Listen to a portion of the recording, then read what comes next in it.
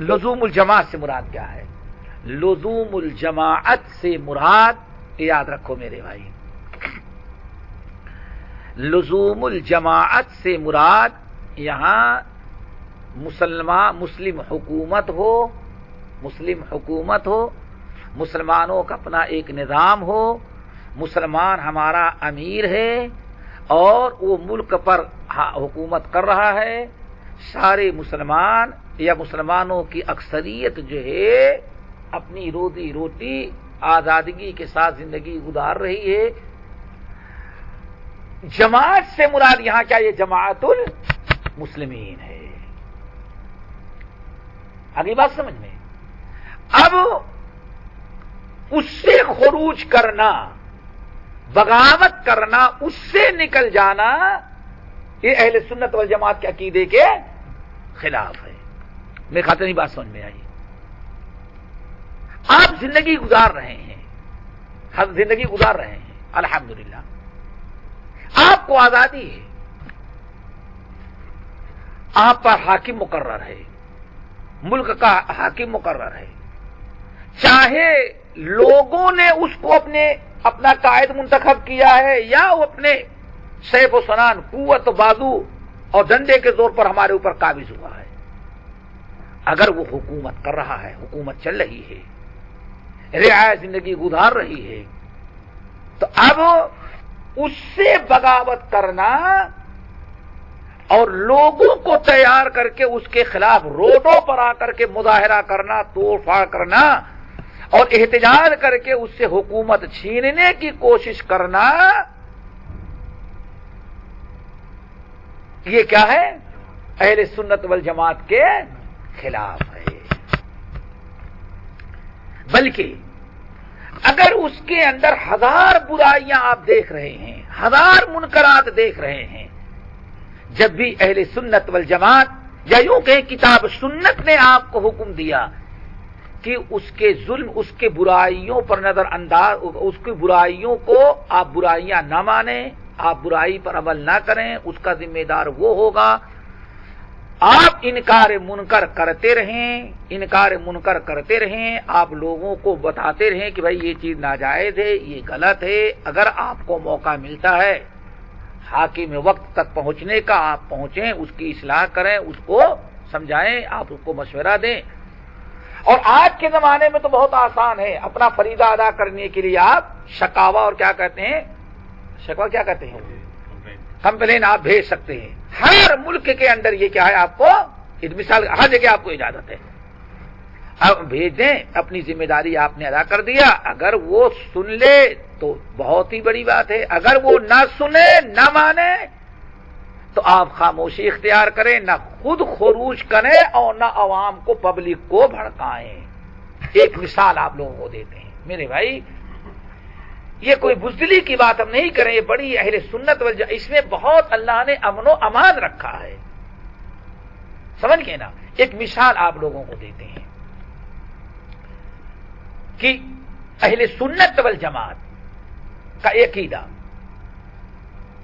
اور جماعت سے مراد بالکل یہاں صحابہ، اہل سنت والجماعت جو کہا جاتا ہے، سنت سے مراد نبی کی سنت، والجماعت جماعت صحابہ۔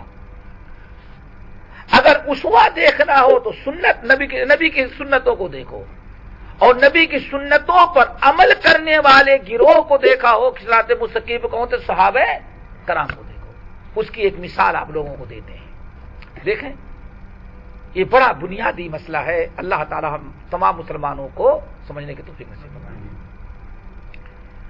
مسند احمد بن حنبل اور مسند دارمی، احمد بن حنبل اور دارمی کی حدیث ہے، بہت پیاری مثال، اس کو یاد رکھیں، بھولیے گا نہیں کبھی۔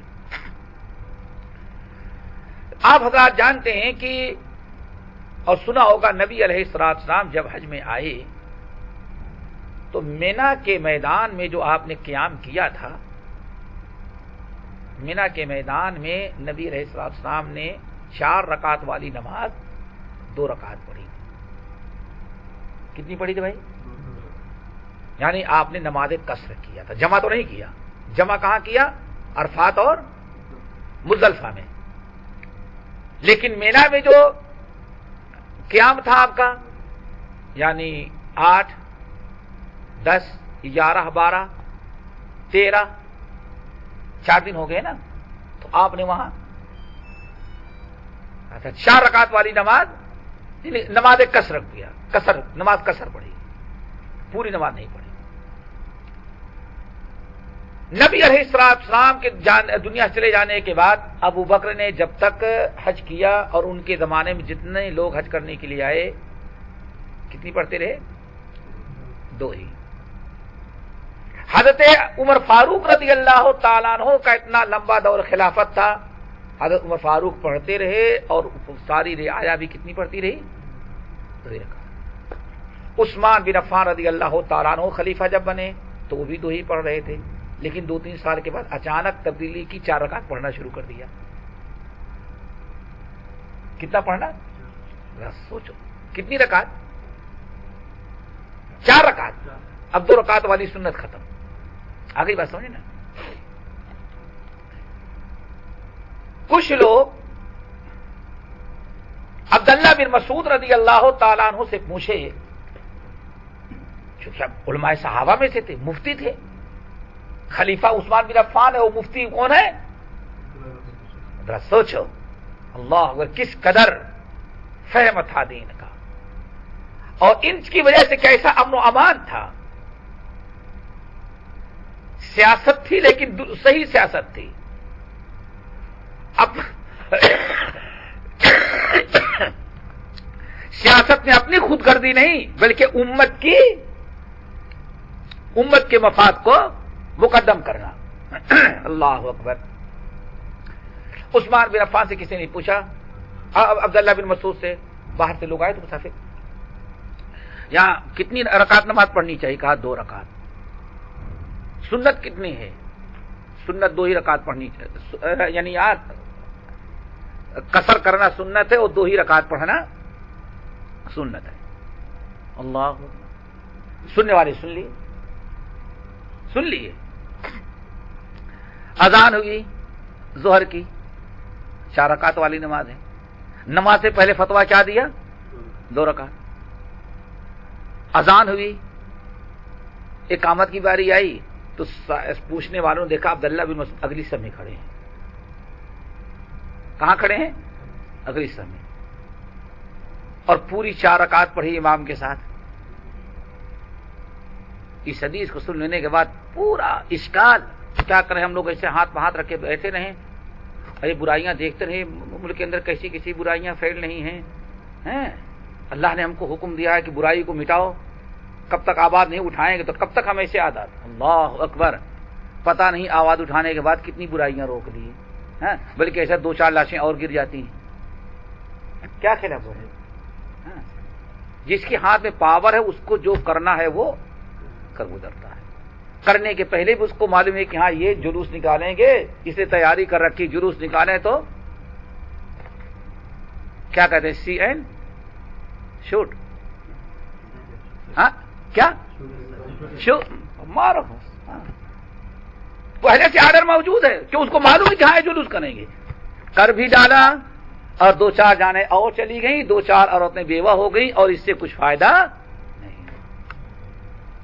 صحابہ کرام کو ذرا دیکھیں، سائلین نے دیکھا، فتویٰ لینے والوں نے، کہ عبداللہ بن مسعود نے نماز کے پہلے کہا 2 رکعت سنت ہے، 4 رکعت خلاف سنت ہے، اور پڑھنے کی باری آئی تو عثمان بن عفان کے پیچھے سب سے اگلی صف میں وہ کھڑے ہوئے ہیں، جیسے سلام پھیرے موقع پایا وہ دونوں پھر پہنچ گئے۔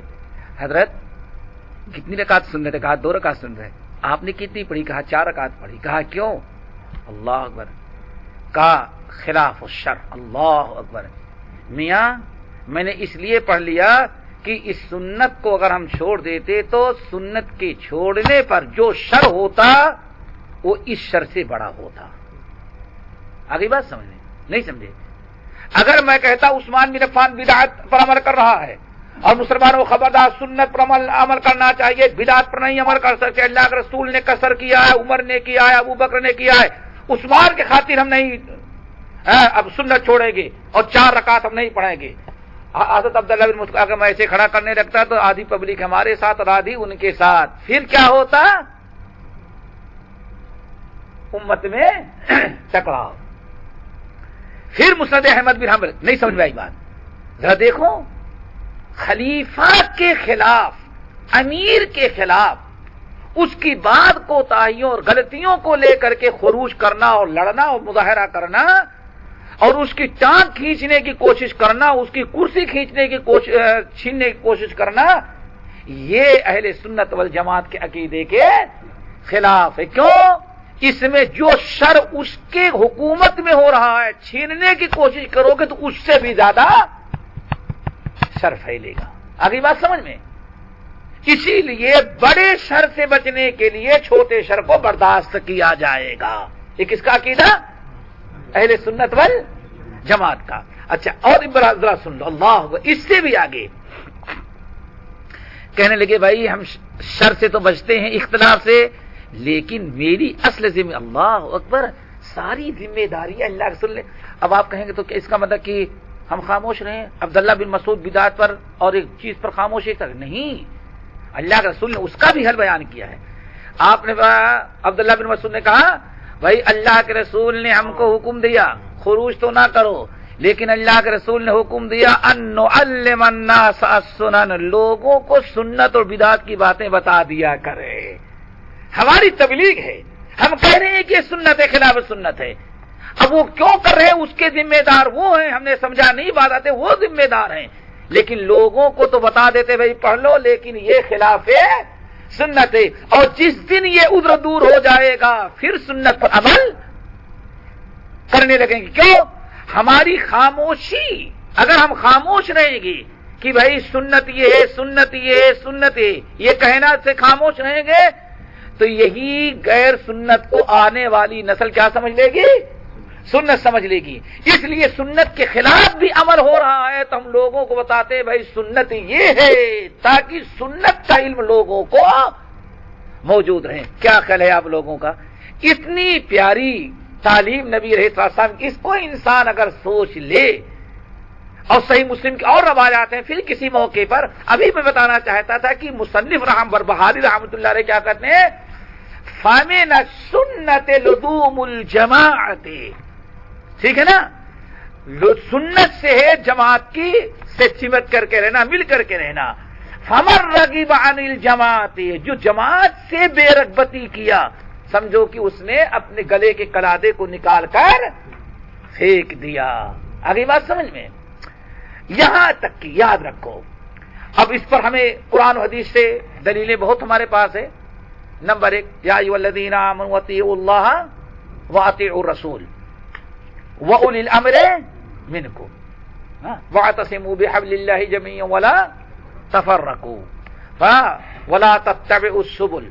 یہاں تک کہ نبی علیہ السلام نے ارشاد فرمایا اگر تمہارا امیر تمہارے اوپر کچھ ظلم و زیادتی بھی کر رہا ہے، یہاں تک اگر تمہارا مال بھی چھین لے رہا ہے تمہارے گھر میں داخل ہو کر کے، تو صبر کرو، اللہ تعالیٰ سے دعا کرو کہ اس کو ہدایت دے، لیکن خبردار اس کے خلاف روڈ پر جلوس نہ کرنا، اس کی کرسی چھیننے کی کوشش نہیں کرنا، ورنہ پہلے سے زیادہ برا حشر مسلمانوں کا اس وقت ہو جائے گا. اور میں سمجھتا ہوں یہ سارا تجربہ اپنی آنکھوں سے کیا ہوگا، اپنی آنکھوں سے آپ دیکھتے ہوں گے.